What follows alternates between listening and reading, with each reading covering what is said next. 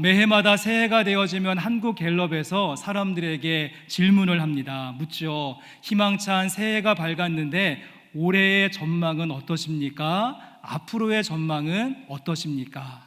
그래서 1번, 올해는 작년보다 더 좋을 것 같다. 2번, 올해는 작년보다 더 나쁠 것 같다. 3번, 올해는 작년하고 비슷할 것 같다라고 하는 답변이 있는데, 여러분의 새해의 전망은 어떠십니까? 1번과 2번과 3번 가운데 어느 것이신지요? 결과를 보았더니 작년보다 좋아질 것 같다라고 답변한 사람은 12%밖에 되지 않았습니다. 그에 비하여서 나머지 88%, 그중에 반은 올해는 작년보다 더 안 좋아질 것 같다, 올해는 작년하고 비슷할 것 같다, 부정적인 의견이 훨씬 더 많음을 보게 되어집니다. 성장률 둔화, 물가 상승, 그리고 환율 불안, 경기 침체, 폐업 위기, 부채 증가 등등, 아이고 우리의 좋았던 시절이 언제인가, 새로운 한 해가 밝기는 했지만 여전히 우리 앞에 혹독하고 냉혹한 현실이 기다리고 있음을 보게 되어집니다. 여러분, 그런데 오늘 저희가 함께 읽으신 본문 말씀 속에 보시면 우리의 예측과 예상과는 전혀 반대의 다른 예상과 예측이 나오는 것을 보게 됩니다. 오늘 함께 읽으신 말씀은 조금 신년주의라고는 잘 어울리지 않을 것 같은데요, 어떤 내용인가 하면 이제 한 가정에 아기가 한 명 태어나죠. 그래서 그 아기가 태어남을 보면서 주변에 있었던 친족들과 이웃들과 많은 사람들이 하고 있는 말들을 모아놓은 말씀이 오늘 말씀이라고 할 수 있습니다. 여러분, 사람들이 모여서 아기가 태어남을 보면서 어떤 말을 했는가 하면, 이 아이가 장차 어찌 될까, 장차 어찌 될까라고 하는 궁금증과 함께 기대의 마음을 이야기하고 있습니다. 저희도 가끔씩 이제 100일 정도 된 처음 아기가 이제 교회를 처음 나오면 가슴에 품고 축복 기도를 하는 시간이 있는데, 저는 그렇게 아이를 품고 기도할 때마다 이 아이가 장차 어찌 될까, 하나님께서 이 생명을 통하여서 어떠한 일들을 이루시는 계획과 플랜은 무엇인가, 기대가 되고 궁금증이 생기고 가슴이 벅차오르는 소감이지 않습니까? 오늘 말씀 가운데도 세례 요한의 태어나는 모습을 바라보면서 주변에 있는 많은 사람들이 장차 어찌 될까, 장차 어찌 될까, 지난 400년 동안 하나님의 계시의 말씀이 멈추어 버린 말씀의 기갈의 시대라고 할 수 있는데, 이제 세례 요한을 통하여서 어떤 말씀이 주어지는 것일까, 장차 어찌 될까라고 하는 기대의 마음을 품게 되었다는 사실입니다. 그리스 신화에 보시면 시간을 관장하는 카이로스의 모습을 이렇게 묘사합니다. 그림을 한번 보여주시면, 여러분, 이분이 바로 카이로스라고 하는 분이신데요, 날씨도 추운데 감기에 걸리시는 것이 아닐까 조금 걱정스러운데, 이렇게 벌거벗고 있는 이유는 누구에게나 쉽게 눈에 띄게 하기 위함이다라고 하고요, 얼굴을 보시면 앞머리는 그 머리숱이 풍성한 데 비하여서 뒤에는 대머리의 모습이죠. 앞으로 다가오는 시간과 기회는 누구든지 붙잡을 수 있지만 한 번 지나가고 한 번 흘러가면 더 이상 시간은 되돌릴 수 없다라고 하는 이야기를 하게 됩니다. 또한 뒤에 날개가 달려있는 것을 보시면 Time always flies, 시간은 신속하게 언제나 날아가고 사라져버리는 모습이기에 양손에 저울과 칼을 잡고 있는 것처럼 저울처럼 신중하게 판단하고 칼처럼 신속하게 결정할 수 있어야 된다. 이렇게 시간을 의인화하여서 많은 메시지를 주고 있는 것을 볼 수 있습니다. 저희가 오늘은 그래서 2026년도의 전망을 의인화하여서 세례 요한의 태어남의 이야기를 같이 살펴보시면서 우리가 어떻게 할 때 우리에게 주어진 한 해 부정적인 전망과 예측이 많을지라도 그것을 깨뜨리며 장차 어찌 될까, 장차 어찌 될까, 몹시도 기대가 되고 흥분이 식지 않고 마음의 열렬함과 뜨거운 에너지를 가지고 기운찬 선포를 외칠 수 있는 2026년도를 살아갈 수 있는 그 방법에 대하여서 오늘 본문 말씀을 통하여서 함께 배우고 터득하는 말씀의 시간으로 삼고자 합니다. 여러분, 그렇다면 도대체 이 세례 요한의 태어남의 모습은 어떠했기에 사람들이 보면서 와, 장차 어찌 될까라고 하는 기대의 마음과 소망의 마음, 궁금증의 마음을 품게 되어졌을까요? 저는 말씀을 묵상하면서 그 요인을 세 가지로 정리해 보았는데요. 첫째는 이름 때문이었고, 둘째는 말 때문이었으며, 셋째는 손 때문이었다는 사실이죠. 자, 이 중에서 가장 먼저 우리가 이름에 대한 내용을 살펴보시면 오늘 말씀 가운데 세례 요한이라고 하는 이름이 만들어지는 과정을 쭉 소개합니다. 이제 어머니였던 엘리사벳이 아기를 낳고 8일 정도 지난 다음에 할례를 행하고 이름을 지을 때가 되어졌습니다. 본문 말씀 가운데 59절 말씀 보시면 59절에 8일이 되매 아이를 할례하러 와서 그 아버지의 이름을 따라 사가랴라 하고자 하더니, 함께 모여 있었던 친족들과 주변 사람들이 아기의 이름을 어떻게 지으라고 이야기하는 것입니까? 아버지의 이름을 따서 사가랴라고 이름을 지으라라고 이야기를 합니다. 그런데 이 말을 들은 어머니였던 엘리사벳이 단호하게 이렇게 말합니다. 다음 절인 60절 말씀인데요, 그 어머니가 대답하여 이르되 아니라 요한이라 할 것이라 하매, 어머니 엘리사벳이 단호하게 그렇게 짓지 않겠다, 이 아이의 이름을 요한이라고 짓겠다는 것이죠. 왜 그렇겠습니까? 시간을 조금 거슬러 올라가 보면 남편이었던 사가랴가 성전에서 제사장으로서 분향하고 있을 때 천사가 짠 하고 나타나서는 이제 너희 아내가 나이가 많지만 임신하게 될 텐데 그 아이의 이름을 요한이라고 지으라라고 하는 명령을 받게 됩니다. 그래서 그 말씀을 잘 기억하고 있었던 엘리사벳이 그 친족들의 권면을 따르지 않고 고집스럽게 이 아이의 이름을 요한이라고 짓겠다라고 이야기하죠. 자, 그러자 그와 같은 이야기를 들었던 친족들이 당황스럽게 생각하며 그 다음 이렇게 이야기합니다. 61절인데요 61절에 그들이 이르되 내 친족 중에 이 이름으로 이름한 이가 없다 하고, 여러분, 당시 유대인들의 풍속과 전통 가운데는 아기가 태어나면 이름을 지을 때 아들의 경우 아버지나 할아버지 아니면 그 친족 중에 누구의 이름을 따서 짓는 관습이 있었음을 보게 되어집니다. 그런데 아무리 우리의 가문을 뒤져보아도 이와 같은 이름, 요한이라는 이름은 없다. 그래서 그런 이름 지을 수 없다라고 친족들이 말하고 있는 것 아니겠습니까? 우리나라도 요즘은 조금 약해지긴 했지만 얼마 전까지만 해도 이름을 지을 때 돌림자 따지고 또 학렬을 따져서 이름을 짓는 경우가 많았습니다. 저희 집안도 연일정시 사이공파, 나름대로 뼈대 있는 집안이라고 하는 자부심이 있어서 족보에는 절대로 한글 이름을 올릴 수 없다라고 하는 저희 가문의 법칙이 있었습니다.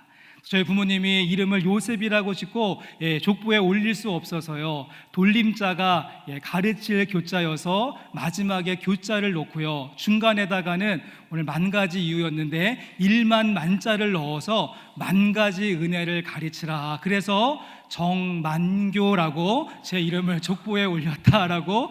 왜 이렇게 웃으세요? 제 이름을 이렇게 족보에 올렸다라고 제가 말씀을 드린 적이 있지 않습니까? 예전에 제가 섬겼던 그 교회에 할머니 권사님 한 분이 계셨는데요, 그 할머니 권사님의 성함이 이쁜이셨습니다. 이쁜. 그런데 성이 안씨이셔서 안이쁜 권사님. 그래서 부흥회 강사님이 오시기만 하면 안이쁜 권사님 어디 있는지 일어나 보시라고, 안이쁜 권사님 언제 이뻐지시냐고 하도 놀려서 그럴 때마다 제가 막 마음에서 화가 올라왔었던 기억이 있습니다.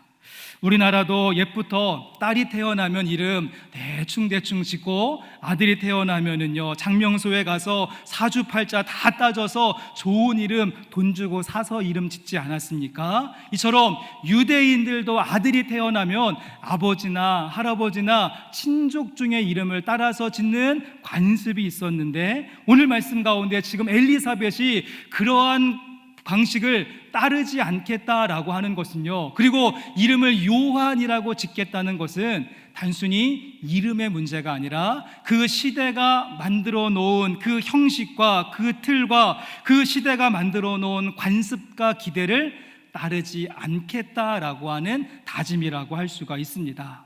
아기가 태어나면 아빠나 할아버지나 친족의 이름을 따라서 그 아버지의 기대와 뜻에 따라서 키워가는 것이 일반적인 모습인데, 그렇게 하지 않겠다. 여러분, 요한이라고 하는 말의 히브리어가 요하난인데 지금도 유대인들이 많이 쓰는 이름 가운데 하나이죠. 그 뜻이 하나님은 은혜로우시다, 하나님의 은혜로운 선물, 그런 뜻이 있기에 사람의 기대, 사람의 그러한 방향성이 아니라 하나님의 뜻과 하나님의 계획과 하나님의 은혜를 따라서 이 아이를 키우겠다라고 하는 엘리사벳의 다짐을 보게 되어집니다. 여러분, 한번 생각을 해보십시오. 이 사회가 우리에게 그어놓은 선이 있고 요구하고 기대하는 내용들이 있는데, 그것에 대해서 전혀 거리낌이 없이 그대로 순종적인 삶을 살아가는 사람들, 사회와 관습의 질서에 대해서 한 번도 거꾸로 생각해보고 문제 제기를 해보지 않은 사람, 언제나 편한 길만 추구하고 언제나 넓은 문만 선택하는 그러한 사람, 장차 어떻게 될까 궁금하십니까? 전혀 궁금하지 않을 것입니다. 또한 이것은 과거로부터 오랫동안 우리 교회가 지켜오던 전통이야, 절대로 이것은 바꿀 수가 없어, 고집하는 교회, 비본질적인 것을 본질적인 것으로 여기면서 절대로 이것은 바꾸지 못해, 변하지 못해, 그렇게 고집스러운 교회를 보면서 사람들이 와, 저 교회 장차 앞으로 어떻게 될까 기대하겠습니까? 전혀 기대하지 않는다는 것이죠. 왜요? 뻔하고 뻔한 길을 갈 것을 알기 때문에 그렇습니다. 여러분, 요즘 세상 사람들이 교회를 보면서 기대와 소망을 갖지 않는 이유도 저는 같은 이유라고 생각이 되어집니다. 하나님을 믿는다고 하는데 세상 사람들이 추구하는 것과 똑같은 추구의 마음이 있고, 그들이 욕망하는 것과 똑같은 것을 욕망하고, 그들이 가는 그 길을 여전히 우리도 걸어가면서, 아니 한술 더 뜨고 있는 이 시대의 교회들의 모습을 보면서 장차 어찌 될까 전혀 궁금증이 없는 공동체가 만들어지고 말았다는 사실입니다. 함께 예배하는 성도 여러분, 하지만 하나님께서 처음으로 세팅하셨던 제자의 삶은 그렇지 않다는 사실을 기억하십시오. 진정한 제자의 삶은 세상의 질서가 아니라 하나님의 질서를 따르고, 세상의 그러한 풍조가 아니라 하나님의 뜻에 따라 살면서 남들이 가려고 하지 않는 그 길에 자신의 인생 전체를 내어드리고 헌신하며 참 기쁘고 즐거운 마음으로 십자가 지고 주님을 따르는 자의 삶이 진정한 제자의 모습이지 않을까요? 사람들은 그래서 그런 모습을 바라보면서, 아니 도대체 저 사람들 안에는 무엇이 있기에 저토록 헌신적인 삶을 살아낼 수 있는 것인가? 저들이 걷는 그 길 끝에는 무엇이 있는가? 장차 어찌 될까? 궁금증을 가지고 질문할 수밖에 없는 것이 그리스도인과 제자의 삶이라고 할 수 있습니다. 함께 예배하는 성도 여러분, 2026년도 새해가 밝았기에 이제 많은 사람들은 올해에다가 병오년이라고 하는 이름을 붙이고 붉은 말의 해이기 때문에 내가 누구보다 앞장서야 되겠다, 내가 누구보다 더 빨리 결승선에 도착해야 되겠다라고 하는 마음을 가지고 좌우를 살필 겨를도 없이 전력 질주하는 삶을 살게 될 것입니다. 이러한 뻔한 경쟁사회에 이름이 붙여져 있는 우리의 시대 속에서 원하기는 우리는 조금 더 다른 길을 선택할 수 있는 모습이 우리 가운데 필요하지 않을까요? 새해를 시작하시면서 강렬한 결심보다는 간절한 기도가 우리 가운데 있기를 원합니다. 이혜인 시인이 새해에는 이런 사람이 되게 하소서라고 하는 기도문을 적어 놓았는데, 우리가 한 해를 시작하면서 이와 같이 기도할 수 있었으면 좋겠습니다. 조금 보여주시면 좋겠습니다. 평범하지만 가슴엔 별을 지닌 따뜻함으로 어려움 속에서도 절망하지 않고 신뢰와 용기로서 나아가는 기도의 사람이 되게 해 주십시오. 더도 말고 덜도 말고 정월의 보름달만큼만 환하고 둥근 마음 나날이 새로 지어 먹으며 밝고 맑게 살아가는 희망의 사람이 되게 해 주십시오. 너무 튀지 않는 빛깔로 누구에게나 친구로 다가서는 이웃, 그러면서도 말보다는 행동이 뜨거운 진실로 앞서는 사랑의 사람이 되게 해 주십시오. 오랜 기다림과 아픔의 열매인 마음의 평화를 소중히 여기며 화해와 용서를 먼저 실천하는 평화의 사람이 되게 해 주십시오. 그날이 그날 같은 평범한 일상에서도 새롭게 이어지는 고마움이 기도가 되고, 작은 것에서도 의미를 찾는 지루함을 모르는 기쁨의 사람이 되게 해 주십시오. 여러분, 새해에는 우리가 모두가 이와 같은 모습, 기도하는 사람, 희망적인 사람, 사랑을 나누는 사람, 평화가 넘치는 사람, 기쁨이 가득한 사람이 되셔서 우리 주변에 있는 많은 사람들이 여러분의 모습을 보면서 장차 어찌 될까, 장차 어찌 될까, 사람들에게 기대감을 선물해 주는 2026년도 새해가 되시기를 주님의 이름으로 간절히 축복합니다. 자, 그런가 하면 오늘 말씀에 나오는 세례 요한의 이 태어남에 보면은 또 하나의 중요한 키워드가 하나 있는데요.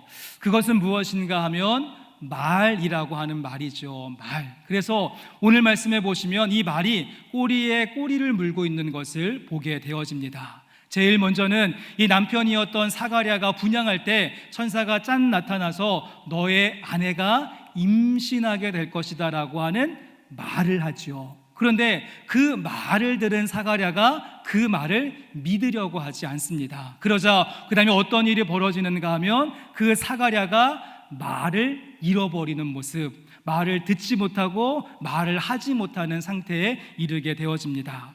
자, 그래서 입과 귀가 닫히고 막힌 사가랴에게 친족들이 어떻게 하는가 하면 이어지는 62절과 63절 말씀 한번 보시면, 그의 아버지께 몸짓하여 무엇으로 이름을 지으려 하는가 물으니 그가 서판을 달라 하여 그 이름을 요한이라 쓰매 다 놀랍게 여기더라. 친족들이 이 고집불통인 엘리사벳이 말을 듣지 않자 남편이었던 사가랴에게 물어보았고요, 말을 듣지도 못하고 하지도 못하니까 몸짓으로 무엇이라고 하면 좋겠는가 묻자 그가 어떻게 했습니까? 서판을 가져다가 이름을 썼는데 뭐라고 썼습니까? 요한이라고 똑같이 쓰는 모습. 자, 그러자 그 다음에 놀라운 일이 펼쳐지게 되어지는데, 우리 이어지는 64절부터 66절까지의 말씀 같이 한번 읽어보도록 하시겠습니다. 이에 그 입이 곧 열리고 혀가 풀리며 말을 하여 하나님을 찬송하니 그 근처에 사는 자가 다 두려워하고 이 모든 말이 온 유대 산골에 두루 퍼지매 듣는 사람이 다 이 말을 마음에 두며 이르되 이 아이가 장차 어찌 될까 하니 이는 주의 손이 그와 함께 하심이러라. 아멘. 네 절마다 말이라고 하는 말이 반복되어집니다. 그래서 9개월 동안 말문이 막히고 말을 잃어버렸던 사가랴가 그 서판에 요한이라고 쓰는 순간 그의 입이 팍 열려서, 입이 열리고 혀가 풀려서 말을 하면서 하나님을 찬송하게 되어졌고요, 그 찬송하고 선포하는 말이 얼마나 파워풀하고 강력했는지 유대 산골 전역에 다 퍼지게 되어졌으며 그 말을 듣는 사람들의 마음에 깊이 그 말이 남게 되어졌다. 특별히 오늘 설교의 제목이 장차 어찌 될까가 오늘 말씀의 제목인데, 모인 사람들이 그와 같은 질문을 던지게 된 결정적인 이유는 바로 사가랴의 말을 통하여서 그와 같은 질문을 갖게 되었다는 사실입니다. 전 이 부분의 말씀을 묵상하면서 제가 눈에 오랫동안 머물렀던 하나의 포인트는 무엇인가 하면, 오늘 말씀에 나오는 사가랴 어떻습니까? 9개월이라고 하는 시간 동안에 침묵하고 말을 잃어버렸던 모습, 아주 강제적으로 천사에 의해서 9개월 그 긴 시간 동안 말을 하지 않는 침묵의 시간을 통과하는 모습을 보게 됩니다. 저는 여기에 우리의 말에 비밀이 있다라고 생각이 되어집니다. 이렇게 선포되어지고 찬송하는 사가랴의 말이 파워풀하고 능력이 있고 온 그 유대 산골에 다 퍼지고 그것을 듣는 사람들의 마음속에 깊이 그 말이 심겨지고 박힐 수 있었던 것은, 사가랴의 말은요 침묵이라고 하는 기간을 통과하게 되어졌다는 것이죠. 그 안에서 오랜 시간 동안 다져지고 정제되어지는 말이 나오게 될 때 그 말은 힘 있는 말이 되어졌습니다. 저는 이 점에 있어서 한번 우리가 생각해 보시면 좋겠습니다. 여러분, 우리가 하는 말이 참 많은데 왜 우리의 말에는 힘이 없는 것인가? 왜 우리의 말은 누군가를 살려내는 말이 되지 못하는가? 여러분, 이유는 분명합니다. 왜냐하면 우리 가운데 침묵이 없기 때문이죠. 우리 영혼 저 깊은 곳에서 묵상과 성찰을 통하여서 하나님이 주시는 그 말씀을 익혀내고 또 삭혀내어서 선포하는 말이 아니라 우리는 그냥 너무도 쉽게 내뱉는, 배설해버리는 말이 얼마나 많이 있는지 모릅니다. 전 이 점에 있어서 너무도 자주 또 아주 절실하게 경험하는 때가 많은데요, 제가 이렇게 설교를 준비하고 말씀을 나눌 때 여러분, 이 말씀이 제 안에서 먼저 충분하게 요리처럼 익혀지고 정수기처럼 필터를 통과한 다음에 말씀이 나누어지면 그 말씀에 힘이 있지만 그 과정이 없이 날 것 같이 말씀이 나누어지면 그 말에 힘이 없고 그 말을 듣고 탈이 나시는 분들이 있음을 보게 되어집니다. 한정원 작가의 시와 산책이라고 하는 책에 보시면 이러한 대목이 나옵니다. 겨울에 말을 타고 언 강이를 지나간 사람들이 있었는데 이듬해 봄에 강이 풀리고 나자 그곳에서 말발굽 소리가 들렸다고 한다. 강이 얼어갈 때 소리도 함께 얼어 봉인되었다가 강이 풀릴 때 되살아난 것이다 라고 하는 파트가 있죠. 무슨 말인가 하면 이제 언 강을 말발굽을 타고 사람들이 지나갔는데 그 소리가 함께 얼음과 그 얼음에 그 강이 얼면서 그 소리가 함께 봉인되어지고 잠겨졌다가 나중에 날씨가 풀리고 얼음이 녹자 그 말발굽 소리가 다시 되살아나게 되어지는 모습. 오늘 말씀 속에 스가랴의 모습도 그 내면의 9개월이라고 하는 시간 동안에 봉인되었던 하나님의 말씀이 선포되어지고 찬송했을 때 능력의 말이 되었던 것이고, 조금 더 범위를 넓혀본다면 지난 400년이라고 하는 시간 동안에 하나님의 말씀이 주어지지 않는 침묵기가 있었는데 그 침묵의 시간을 깨고 세례 요한이 회개하라, 천국이 가까웠다. 여러분, 그 한마디가 얼마나 파워풀하고 능력이 있고 권능이 있고 울림이 있었는지 짐작해 볼 수 있다는 것입니다. 성도 여러분, 그러기에 꼭 기억하시기를 바랍니다. 우리가 하는 뻔한 말은 변화를 일으키지 못합니다. 크래쉬된 말은 어떠한 사건도 만들어낼 수 없는 것이죠. 예수천당, 불신지요, 예수님 믿고 구원 받으세요, 너무도 맞는 말인데 여러분, 이 말이 사람들 가운데 변화를 일으키지 못하는 이유가 무엇이겠습니까? 그 말이 뻔한 이유는 깊은 묵상의 시간을 스킵했기 때문에 그렇습니다. 사유하지 않고 성찰하지 않고 마구마구 쏟아내는 말에는 힘과 능력이 없습니다. 저는 그러기에 2026년도를 시작하면 우리는 다시 한번 매일 성경 묵상집을 붙잡아야 된다라고 생각합니다. 요즘 매일 성경 묵상집 이 부수가 자꾸만 줄어들어서 제 마음이 너무 아픈데요, 여러분, 유튜브만 너무 구독, 좋아요 하지 마시고 이 매일 성경 묵상집도 구독, 좋아요를 하시면 좋겠습니다.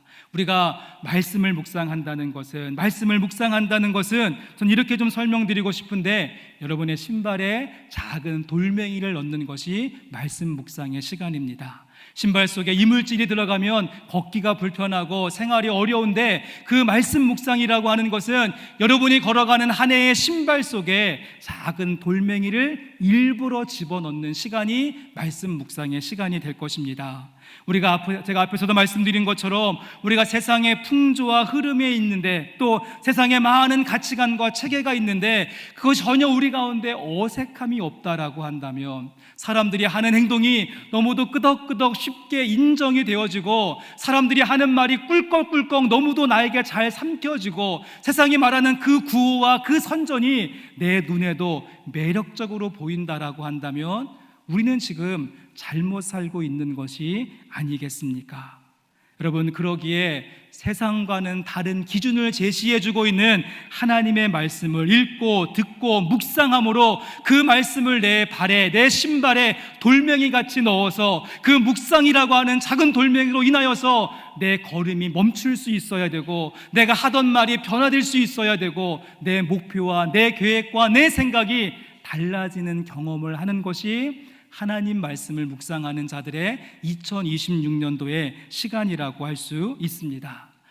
새해를 시작하시면서 장차 어찌 될까, 장차 어찌 될까 희망찬 시간을 기대하신다라고 한다면 여러분의 입술의 열매인 말과 언어를 다시 한번 점검하시고 체크해 보실 수 있기를 바랍니다. 우리 가운데 바른 말, 고운 말, 따뜻한 말, 정직한 말, 정의의 말, 긍정적인 말도 필요하겠지만 무엇보다 오늘 말씀의 사가랴와 같이 침묵의 언어, 하나님의 말씀을 통과한 그 묵상의 말을 하심으로 말미암아 나의 영혼도 살고 또 누군가의 영혼도 살려낼 수 있는, 이사야가 그토록 소망했던 학자의 혀를 가지고 출발하는 2026년도 새해가 되실 수 있기를 주의 이름으로 간절히 소망합니다. 여기에 더하여서 우리가 한 가지의 내용만 조금 더 살펴보시면, 한 가지의 내용을 더 한번 추가해 보신다면, 사람들은 무엇을 보면서 장차 어찌 될까라고 하는 소망과 기대의 마음을 가졌는가? 우리 마지막 절인 66절의 말씀 같이 한번 읽어보도록 하겠습니다. 듣는 사람이 다 이 말을 마음에 두며 이르되 이 아이가 장차 어찌 될까 하니 이는 주의 손이 그와 함께 하심이러라. 아멘. 말씀 마지막에 이는 어떻습니까? 주의 손이 그와 함께 하심이러라.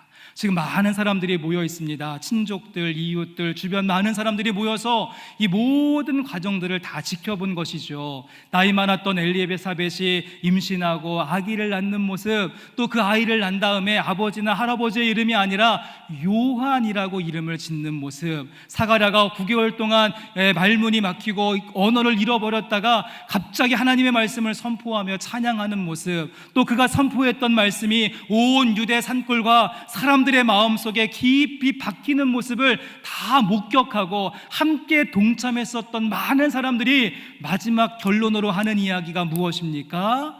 주의 손이 그와 함께하는 것이었다. 주님의 손이 함께하는 모습을 보면서 그들이 질문했던 것입니다. 장차 이 아이가 어찌 될까라고 하는 기대와 소망의 마음을 품었던 것입니다.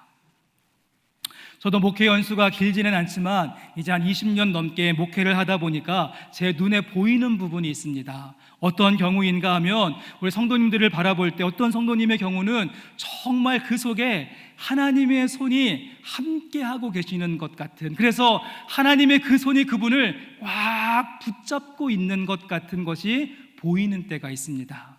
제가 신령한 영적인 능력이 있어서 보인다는 것이 아니라 그러한 모습의 특징들이 있음을 보게 되어지죠. 제 말은 일마다 때마다 모든 것이 형통하고 잘 된다는 의미가 아니라 오히려 자기가 세운 계획이 아니라 하나님이 세우신 계획대로 이끌림의 모습을 보게 되어졌을 때, 때로는 내 마음대로 한번 살고 싶은데 그렇게 못하도록 하나님께서 강권적으로 역사하시는 손길의 모습을 보는 경우가 참 많이 있습니다. 그럴 때마다 제 마음속에 궁금증이 생기죠. 그래, 하나님께서 우리 성도님을 꽉 붙잡고 계시는데 장차 어찌 될까? 저분의 인생은, 저분의 신앙과 저분의 가정과 일터는 앞으로 주님께서 어떻게 사용하실까? 기대감이 생기는 성도님들의 모습이 있는데, 원하기는 2026년도 저와 여러분의 삶 속에 주의 손이 함께하는, 주의 손이 함께하는 동행의 여정이 되실 수 있기를 간절히 원합니다.